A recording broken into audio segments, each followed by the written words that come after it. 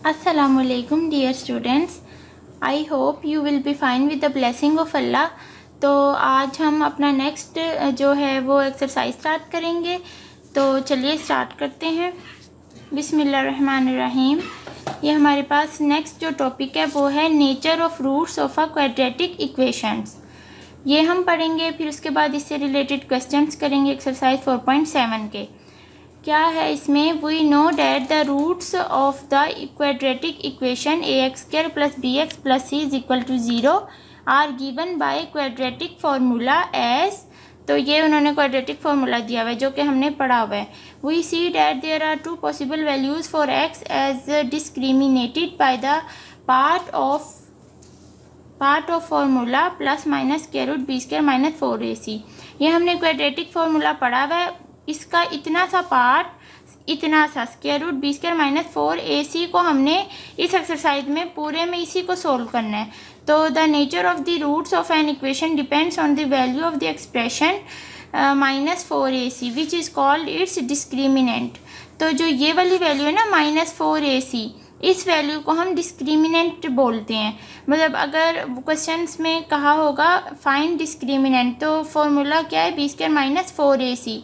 तो जो ये वैल्यू है ना -4ac, इसको डिस्क्रिमिनेंट बोलते हैं। अब इनकी नेचर हम देख लेते हैं। इफ़ b² - 4ac = 0, अगर हम इसको सोल्व करें और वो इक्वल आए 0 के, तो रूट्स जो हैं हमारे पास रियल होंगे और इक्वल होंगे। और अगर लेस देन 0 आए then b² - 4ac will be imaginary होंगे। इमेजिनरी उसको बोलते हैं जिसमें हमारे पास आयोटा की आ जाए term. So the roots are complex, imaginary and distinct unequal होंगे। और अगर तो ये b² - 4ac ग्रेटर देन 0 आ जाए देन जो b² - 4ac है ये क्या होगा, विल बी रियल होगा। So the roots are real and distinct, मतलब अनइक्वल होंगे। तो रूट्स क्या होंगे, अनइक्वल होंगे। तो ये जो हमने 3 इसकी केसेस पढ़े हैं, ये याद रखते हुए हम क्वेश्चंस को करेंगे। और क्वेश्चंस को सोल्व करने के बाद एंड पे हम ये देखते हुए ये हमें पता होगा और हम कहेंगे कि ये इक्वल है, रूट इमेजिनरी है, कॉम्प्लेक्स है, डिस्टिंक्ट है, क्या है, ये सब कुछ। However, if b² - 4ac is a perfect square, then b² - 4ac will be rational and the roots are rational otherwise irrational. वो कह रहे हैं अगर तो ये परफेक्ट स्क्वायर होगा, मतलब जिस तरह a + b का होल स्क्वायर, ये परफेक्ट स्क्वायर है। अगर तो ये परफेक्ट स्क्वायर एंड पे बना सोल्व करके, देन जो हमारे पास ये है ये b² - 4ac क्या होगा, रैशनल होगा और अदरवाइज इरेशनल। अगर तो ये परफेक्ट स्क्वायर होगा तो रैशनल होगा, अगर नहीं होगा परफेक्ट स्क्वायर तो इरेशनल होगा। इसमें ना रैशनल की भी हमारे पास दो टाइप्स होती हैं, एक टर्मिनेटिंग और एक रिकरिंग होती है। रिकरिंग तो जो टर्मिनेटिंग डेसिमल फ्रैक्शन होता है वो हमारे पास होता है जिस तरह 2/5 हमारे पास एक फ्रैक्शन में वैल्यू है, तो इसका आंसर हमारे पास आता है 0.4। और इसी तरह जिस तरह हमारे पास 3/8 है, इसका हमारे पास आंसर होता है 0.375। ठीक है। और जो इसकी दूसरी, ये तो हो गई हमारे पास टर्मिनेटिंग डेसिमल फ्रैक्शन जो कि रैशनल की टाइप्स हैं। रैशनल जो है वो उसकी 2 टाइप्स होती हैं, एक टर्मिनेटिंग और एक रिकरिंग। तो जो दूसरी है रिकरिंग, या जिसे हम नॉन टर्मिनेटिंग भी बोलते हैं, वो क्या होती है, नॉन टर्मिनेटिंग भी जिसको बोलते हैं नॉन टर्मिनेटिंग।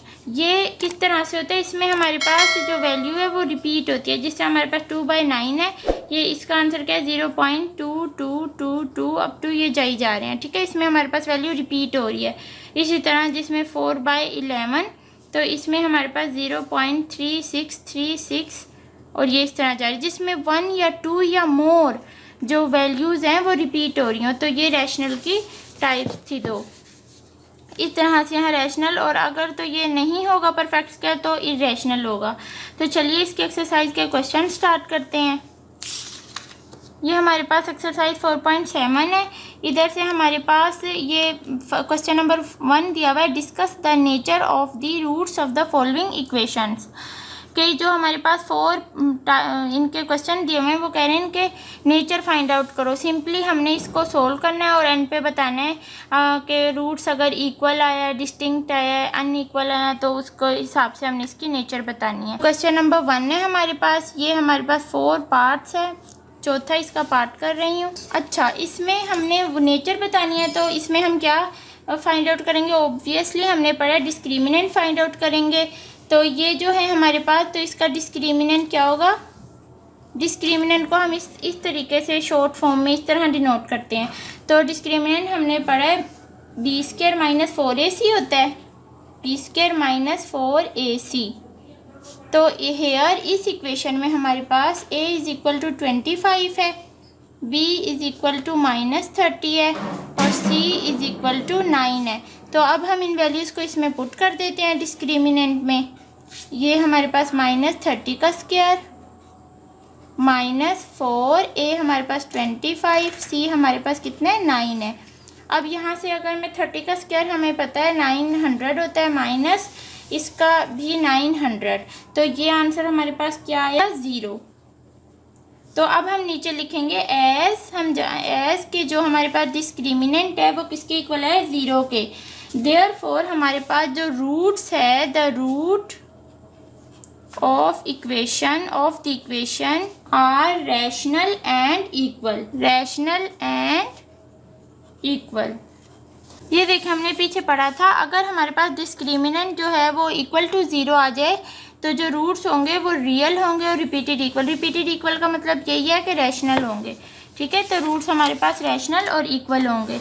उसके बाद ये देखें, ये जो पूरी एक्सरसाइज है ना, ये सेम इसी पूरी एक्सरसाइज में हमने सिंपली डिस्क्रिमिनेंट फाइंड आउट करके और लास्ट में उसका बताना होता है कि इसकी नेचर क्या है। उसके बाद ये क्वेश्चन नंबर 2 देख लें, show that the roots of the following equation will be real. वो कह रहे हैं शो करें कि ये जो दो पार्ट्स हमें दो इक्वेशन दिए हैं ये रियल है। तो इसमें भी हमने इसका डिस्क्रिमिनेंट फाइंड आउट करना है। ए हमारे पास यहाँ 1 है, बी -2 × m + 1/m है और c हमारे पास 3 है। तो इस तरह डिस्क्रिमिनेंट में इसकी वैल्यू पुट करेंगे और इसका हमारे पास >0 आएगा, <0 आएगा, फिर उस हिसाब से हम उसकी नेचर बता देंगे। बल्कि तो हमने शो करना है ना कि ये रियल है, तो ये हमने एंड पे डिस्क्रिमिनेंट >0 आना चाहिए तो ये रियल होगा। तो इसको जब आप सोल्व करेंगे तो ये >0 ही आएगा। तो हम कह देंगे कि the roots of this equation are real. इसी तरह इसका सेकंड पार्ट है, सेकंड पार्ट में भी आपने इस तरह करना है। यहाँ से ए हमारे पास ये, बी हमारे पास ये और सी ये, तो इसको भी आप रियल शो करवा देंगे। Question number 3, show that the roots of the following equation will be rational. Roots of the following equation will be rational. तो ये हमारे पास क्वेश्चन नंबर 3 का सेकंड पार्ट कर लेते हैं, जिसमें उन्होंने कहा है roots of the following equation will be rational, के इनके रूट्स जो हैं वो क्या हैं? रैशनल। तो ये हमारे पास, ये मैंने सेकंड पार्ट लिख लिया है। तो इसको किस तरह करेंगे? इसका डिस्क्रिमिनेंट सिंपली फाइंड आउट करेंगे। डिस्क्रिमिनेंट = क्या होता है हमारे पास? b² - 4ac - 4ac। हेयर यहाँ हमारे पास a = p है, b हमारे पास कितना है? -p - q और c हमारे पास है -q। तो इनको अब इसमें पुट कर दूंगी, डिस्क्रिमिनेंट में हम पुट कर देंगे। यहाँ से जब हम इसको इधर से माइनस का जब स्क्वायर लेंगे तो प्लस हो जाएगा। इसका जब हम स्क्वायर ओपन करेंगे तो इसका स्क्वायर ओपन करेंगे तो क्या आएगा? p² - 2pq + q², ये माइनस प्लस 4pq। तो ये हमारे पास वैल्यू आई। अब ये भी pq है और ये भी pq है, इन दोनों को हम सोल्व कर सकते हैं। तो हम लिखेंगे p², ये वाला प्लस q² और 4 - 2 + 2pq। और अब हमें नज़र आ रहा है कि ये फार्मूला क्लोज हो रहा है किसका? p + q के होल स्क्वायर का। तो इसको हम क्लोज कर देंगे फार्मूले को। ठीक है, तो ये हमारे पास यहाँ से परफेक्ट स्क्वायर बन रहा है ना, तो हम लिखेंगे since discriminant is a perfect square therefore roots of equation are rational. तो इस तरह से इसके दोनों पार्ट्स हो जाएंगे। बाद क्वेश्चन नंबर 4 है, for what value of m will the roots of the following equations be equal, कि m की कौन सी वैल्यूज़ के लिए इक्वेशंस का रूट्स इक्वल आता है। तो उनका जो हमारे पास इक्वेशन है इसको नाम दे देंगे इक्वेशन 1 का। तो अब डिस्क्रिमिनेंट ऑफ 1 हमारे पास का डिस्क्रिमिनेंट यहाँ मैं डायरेक्ट लिख रही हूँ, ये b है, ये हमारे पास a है और ये हमारे पास c है। तो b स्क्वायर माइनस 4ac होता है, तो यहाँ 2 इंटू m प्लस 3 इसका whole square minus 4ac। m plus 1 हमारे पास a है और m प्लस 8 हमारे पास c है। ये चीज़ आ गई। अब इसका स्क्वायर ओपन कर लेंगे, 4m square plus 6m plus 9 minus 4, इन दोनों को multiply, m square plus 8m plus m plus 8। तो यहाँ से 4m स्क्वायर से कैंसिल आउट हो गया और उसके बाद 24m माइनस 32m और माइनस 4m को ये सोल्व किया तो माइनस 12m आया और 36 माइनस 32 प्लस 4 होता है। तो अब इसमें से इन दोनों में से मैं 4 कॉमन ले लेती हूँ, माइनस 3m प्लस 1, तो इसको मैंने इस तरह करके लिख दिया 1 माइनस 3m। तो यहाँ से हमारे पास क्या प्रूफ है, the roots of the equation 1 are equal if, वो कह रहे हैं अगर तो हमारे पास इनका रूट्स इक्वल होता तो हम डिस्क्रिमिनेंट इक्वल टू रखते हैं 0 के, डैट इज़, तो हम क्या करेंगे, इस इक्वेशन को हम इक्वल कर देंगे 0 के। तो 4 इज इक्वल टू कॉन्स्टेंट 0, तो वो कुछ भी नहीं, तो उसके बाद 1 माइनस 3m इक्वल टू किया 0 के, तो इधर से हमारे पास m की वैल्यू आ जाएगी minus 3m is equal to minus m। तो यहाँ से m की वैल्यू क्या आ जाएगी, 1/3। तो यहाँ से ये हमारे पास m की वैल्यू आ गई है जो कि हमने फाइंड आउट करनी थी। ये तीनों पार्ट्स इसके इसी तरह होंगे। नेक्स्ट क्वेश्चन नंबर 5 है, show that the roots of this equation will be equal if c square minus ये, ठीक है। वो कह रहे हैं कि ये जो इक्वेशन है ये चीज़ प्रूफ करो। इस इक्वेशन को सोल्व करके एंड पे जो आंसर आए वो हमारे पास ये इक्वेशन बननी चाहिए। तो हमारे पास इक्वेशन क्या है यहाँ, x square plus mx plus c का whole square is equal to a square. तो ये हमारे पास क्वेश्चन नंबर 5 है। इसको मैंने क्या किया, क्वेश्चन नंबर 5 है, इसमें हमने सबसे पहले क्या किया, एक्स स्क्वायर प्लस इस फॉर्मूले को इसको ओपन किया, ओपन करके is equal to a square. उसके बाद नेक्स्ट स्टेप में a स्क्वायर इस साइड पे माइनस कर दिया।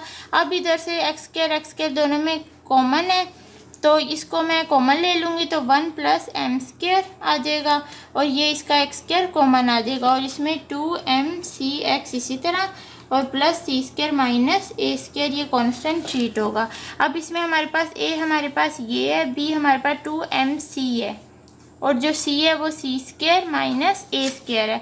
तो अब जब हम इसका डिस्क्रिमिनेंट करेंगे ना, find b square minus 4ac, तो वो हमारे पास इसी के इक्वल आएगा, c square is equal to a square. तो एंड पे आप लिख देंगे हैंस प्रूफ, जब सोल्व करके सारा ये इक्वेशन बनेगी जब आप उसको सिंपली सोल्व करेंगे। Question number 6, show that the roots of this equation will be equal if, ये भी वही है सेम क्वेश्चन नंबर 5 की जैसे प्रूफ है। जब आप इसको ओपन करेंगे 4ax को उस साइड पे ले जाके माइनस करवाएंगे, इसके स्क्वायर को ओपन करके सब कुछ करेंगे तो ये हमारे पास यही बनेगा लास्ट में equation, c is equal to a/m के इक्वल ही आएगी।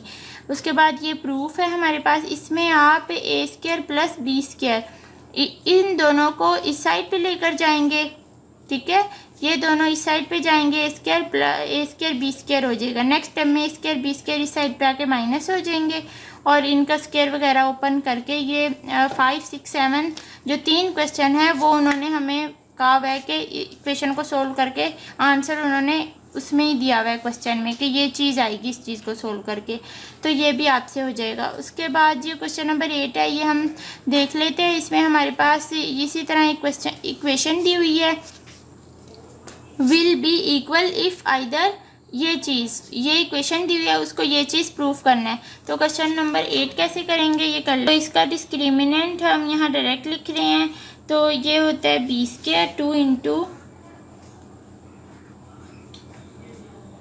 Minus 4ac।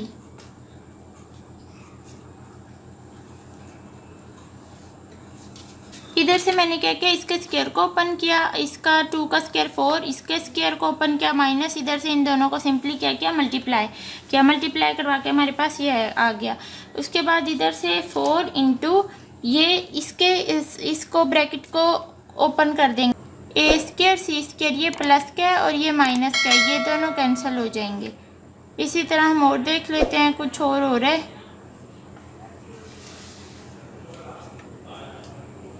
ये दोनों सिर्फ कैंसिल आउट हो जाएंगे। उसके बाद जो हमारे पास बाकी टर्म बचेंगी उनको लिख लेंगे b4 प्लस, ये लिख रही हूँ पहले a³